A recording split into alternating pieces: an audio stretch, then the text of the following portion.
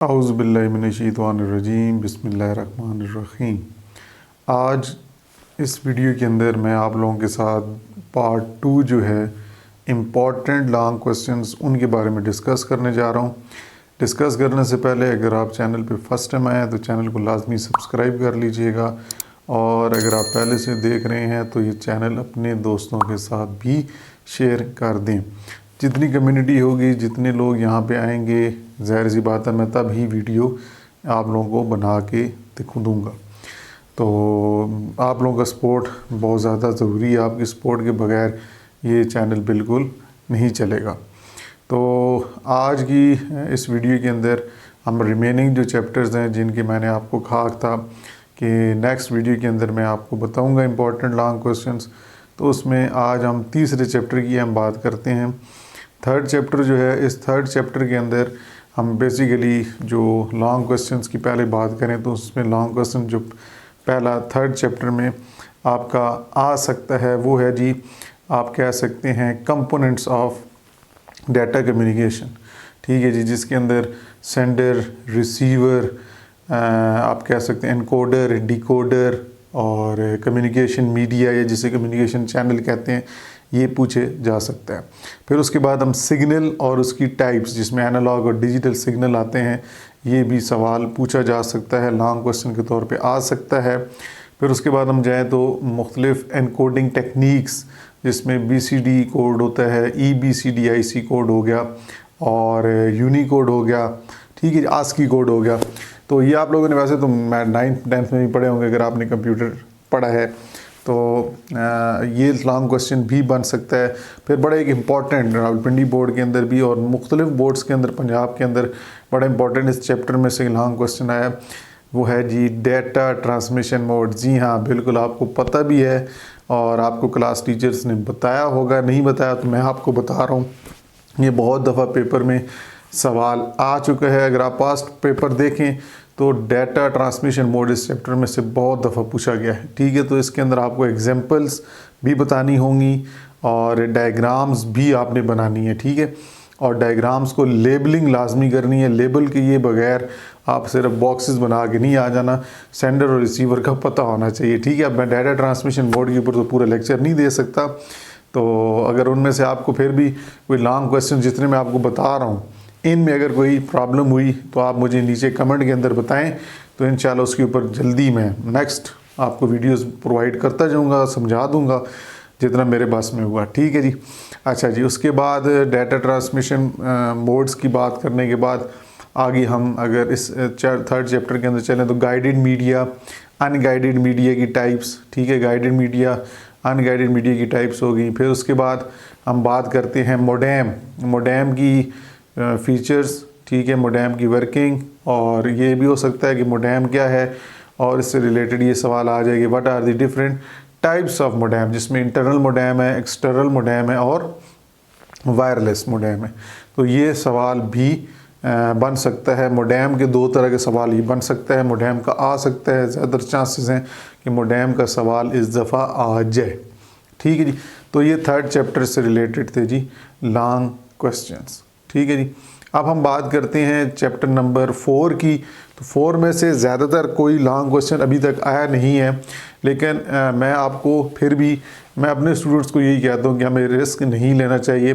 तो कंप्यूटर की कोई भी फील्ड चैप्टर 4 के अंदर एप्लीकेशंस वाला है, कंप्यूटर एप्लीकेशंस से रिलेटेड है, तो किसी भी फील्ड के अंदर, चाहे वो बिज़नेस है, चाहे वो मेडिकल फील्ड है, चाहे वो इंडस्ट्री है, चाहे वो एजुकेशनल फील्ड है, ठीक है, किसी भी आप कह सकते हैं किसी भी रिलेटेड एक सवाल वो बना के पूछ सकते हैं। ठीक है, तो आपने रिस्क नहीं लेना, तो इनमें से कोई आ सकता है। या ई कॉमर्स के ऊपर, क्योंकि आजकल बड़ा इंपॉर्टेंट अहम रोल है ई कॉमर्स का हमारी लाइफ के अंदर, तो ई कॉमर्स में भी लॉन्ग क्वेश्चन पूछा जा सकता है। उसका रोल क्या है हमारी प्रैक्टिकल लाइफ के अंदर, कहाँ कहाँ पे ई कॉमर्स एक अहम रोल प्ले कर रही है।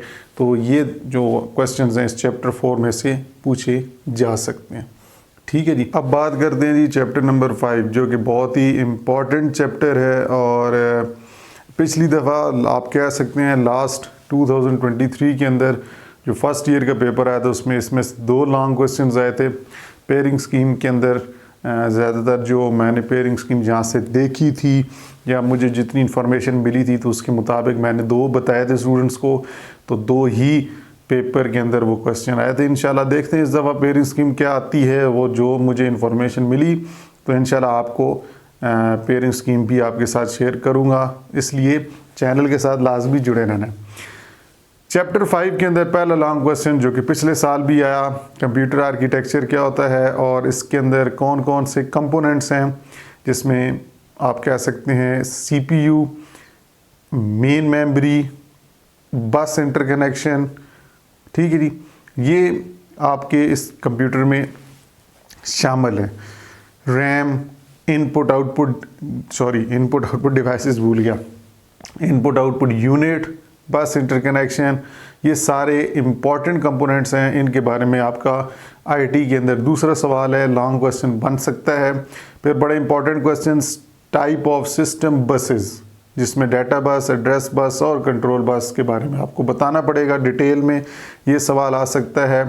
फिर इसी चैप्टर के अंदर अगर आप आगे चलते जाएं तो registers, general purpose registers, program counter, memory address register, memory buffer register, stack pointer register, इस तरह के इंस्ट्रक्शन रजिस्टर, इन रजिस्टर्स के बारे में आपसे पूछा जा सकता है। फिर उसके बाद हम बात करते हैं इंस्ट्रक्शन फॉर्मेट। इंस्ट्रक्शन फॉर्मेट क्या होता है, 1 एड्रेस इंस्ट्रक्शन फॉर्मेट क्या है, 2 एड्रेस, 3 एड्रेस इंस्ट्रक्शन फॉर्मेट्स क्या हैं, इनके ऊपर भी लॉन्ग क्वेश्चन आने के चांसेस हैं। फिर उसके बाद बड़ा ही इंपॉर्टेंट एक और question, fetch decode execute cycle of CPU। CPU किस तरह इंस्ट्रक्शंस को लेकर आता है रैम में से, किस तरह उसको डिकोड करता है, फिर किस तरह उसको एग्जीक्यूट करता है और फिर उनका रिजल्ट किन रजिस्टर्स में स्टोर करता है। जनरल पर्पस हैं, स्पेशल पर्पस रजिस्टर्स हैं, इनके बारे में ये सवाल बड़ा इम्पॉर्टेंट है। और इस फैच डिकोड एग्जीक्यूट साइकिल के साथ डायग्राम्स भी हैं, फैच के साथ अलहदा है, डिकोड के साथ अलहदा है, एग्जीक्यूट के साथ अलहदा है। मैंने लेक्चर इस चैनल के ऊपर प्लेलिस्ट फर्स्ट ईयर के अंदर लेक्चर्स में ये डिटेल में अपलोड किए हुए टॉपिक, लाजमी जाके देखें। और बहुत पॉजिटिव रिस्पांस आया बहुत से लोगों की तरफ से इस टॉपिक के ऊपर, उनको बड़ा आसानी से समझ भी आया। मेरी पूरी कोशिश होती है आसान अल्फाज में आपको समझाया जाए। बड़ा इंपॉर्टेंट टॉपिक है ये, आप वहाँ पे देख लें तो ये भी लॉन्ग क्वेश्चन के लिए इम्पॉर्टेंट है। फिर उसके बाद हम बात करते हैं ऑपरेटिंग सिस्टम और उसकी functions. What are the functions of operating system. तो ये वैसे तो बेसिकली आपकी टेक्स्ट बुक जो है उसके अंदर तो 2nd चैप्टर में ये सवाल है, लेकिन यहाँ पे आईटी के अंदर ये 5th चैप्टर में मौजूद है, तो ये वैसे आपका क्वेश्चन बन सकता है। टेक्स्ट बुक के अंदर ये आपकी एक्सरसाइज में जाके देखें, लॉन्ग क्वेश्चन मौजूद है, ये 2nd चैप्टर में है टेक्स्ट बुक के अंदर, ठीक है जी, ऑपरेटिंग सिस्टम के फंक्शंस।